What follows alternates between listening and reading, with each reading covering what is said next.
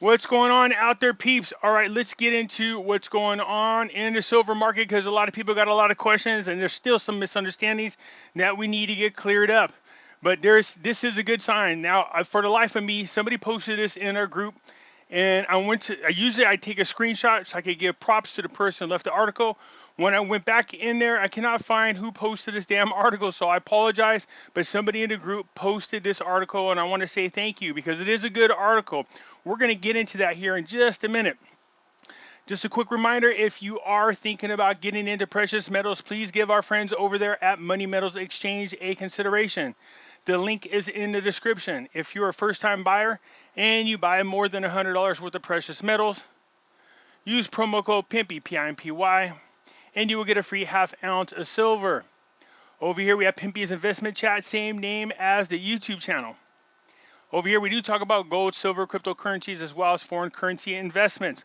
No politics. Save that for over here, which is the hidden things in front of your eyes. You can talk about QAnon, NESARA, GESARA, current events, politics, 9/11, false flag events, the whole 9 yards. Just be respectful of one another. And if you got a Twitter and you want to come over and join me, the link for the two groups and Twitter is in the description. So this article is very interesting, but before we get into it, let's talk about what's going on in the market. Is that up here today? So look at gold still. Gold dropped below 1800. I mean, not below 18, below 1900. And silver did drop down again into $23 and some odd cents. Even though it's slightly down now, it did go back up. Now there's some slight variations. I mean, it's going up and down a little bit like a yo-yo. But again, it looks like it's starting to go up. And now this is crazy because, again, I told you, we usually don't want to listen to people like Goldman Sachs or JP Morgan because, again, they steer people in the wrong direction. But this article came out today. It said Goldman Sachs dump dollars and buy silver. Okay? Now, some of you guys are asking about, first of all, the price change in the silver. Remember, I was telling you guys that I'd come back in the second video and straighten that out. And that is the hike in the silver cost was for the U.S. Mint and the U.S. Mint only for those coins that you buy.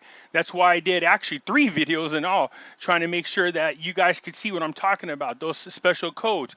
The consensus is this, that if they're going to raise the cost of the coins, the silver coins over there on the U.S. Mint, then shortly after that, you would start seeing some changes in the market. There were no guarantee, but we are watching to see if that happens. Still watching.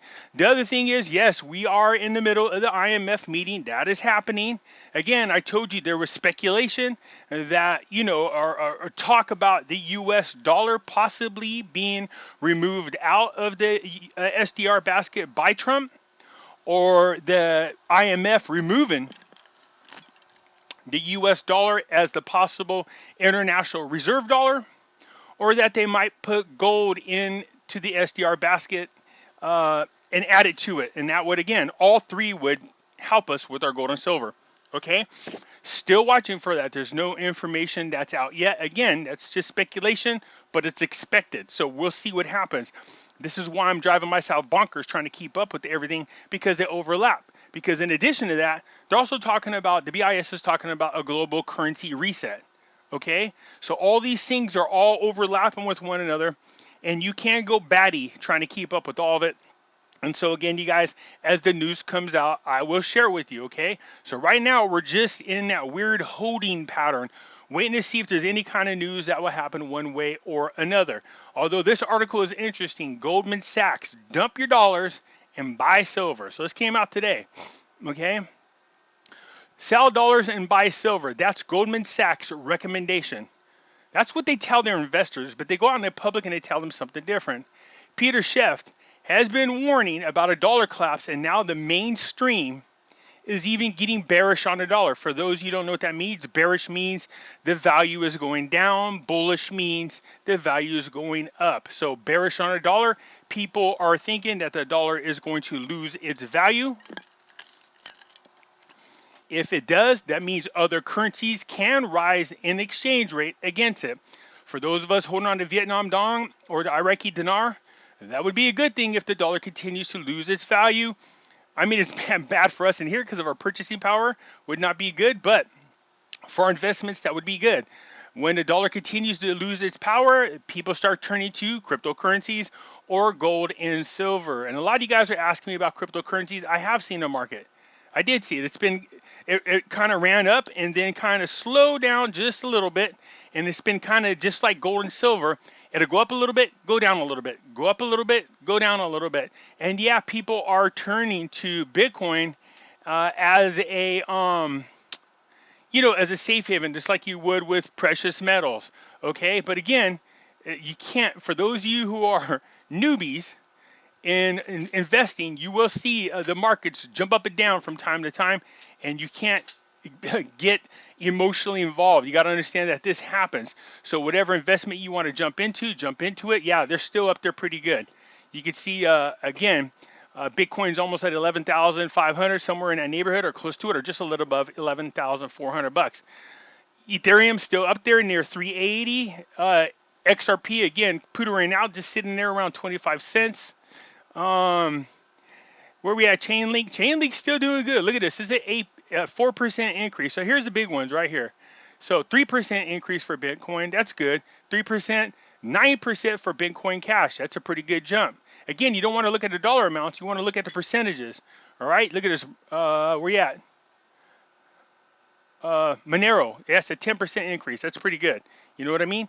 So these are the things that you're looking for, not the dollar amount. Don't get me wrong, the dollar amount looks exciting, but if you want to see how your cryptocurrency is performing, you look at the percentage of gain. Some of them starting to get close to that 52-week high again, close, and then some of them are performing bad here, like Bitcoin Cash, even though it's doing good today.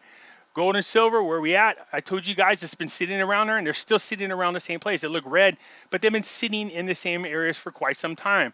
Again, I think it's in a holding pattern. People are trying to see what's going on.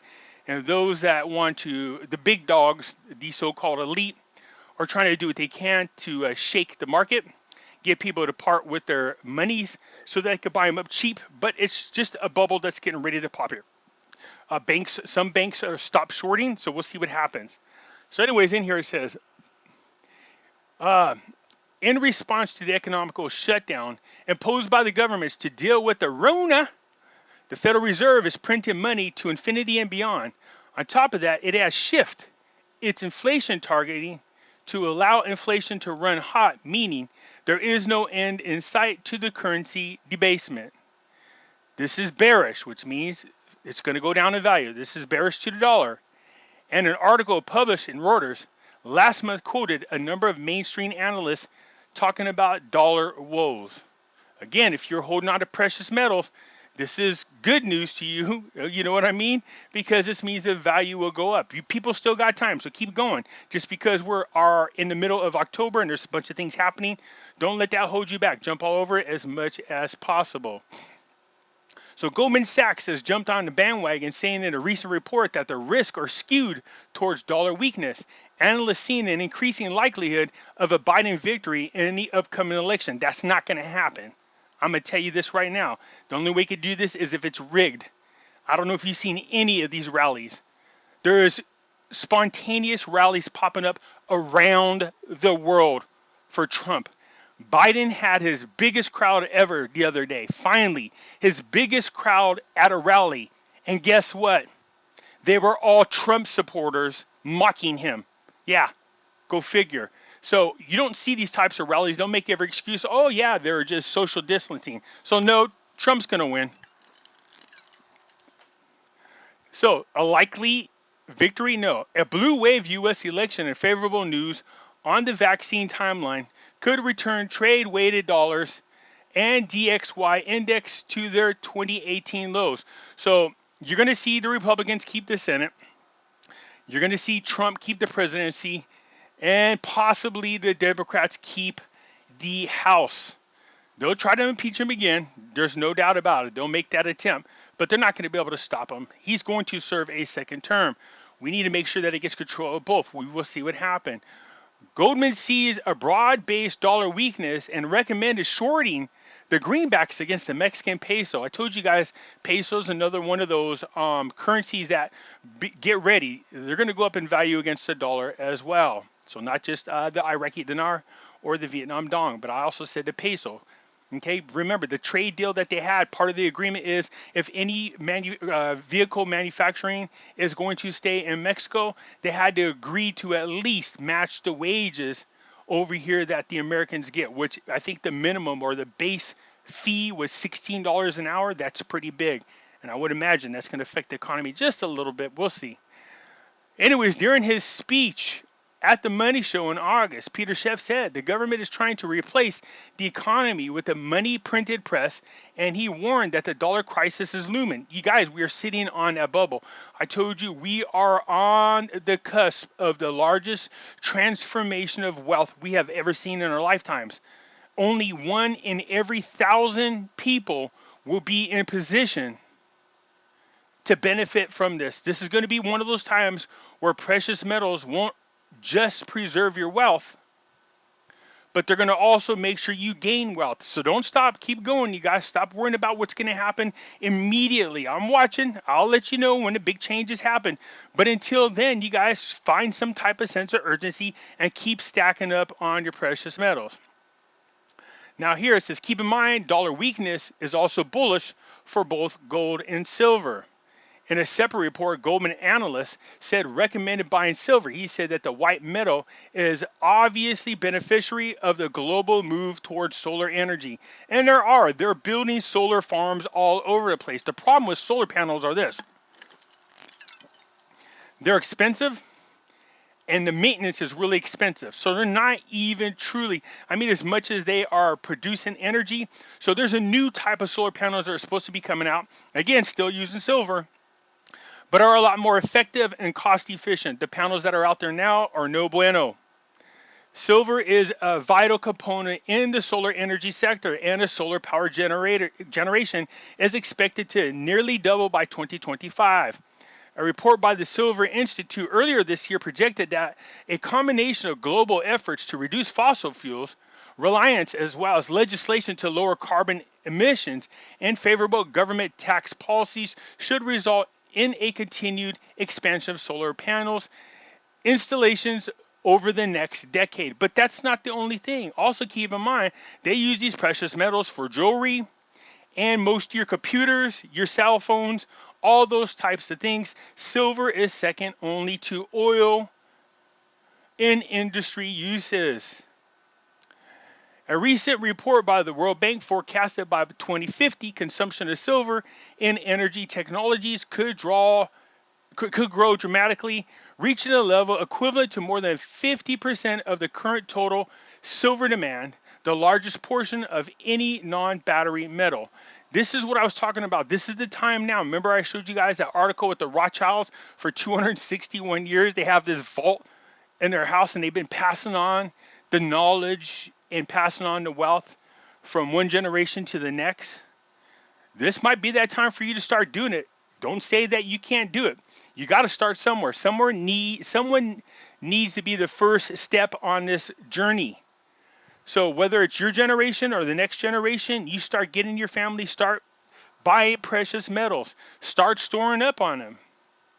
And you just keep adding to your inventory, and then your family adds to it, and you just next generation and next generation, then your generation, let me put it this way, your generations, or not your generation, but your family, once it gets started, you don't want them to cash in all the precious metals. Just cash in whatever it needs to make sure you're debt free and that you live comfortably. But the goal is to try to preserve your wealth and keep adding to it as time goes on. Precious metals is the best fallback. It's a safe haven. This is your time now to add from generation to generation the wealth for your family. Do you see what I'm saying? You're about to see the largest transformation. Let's take advantage of it.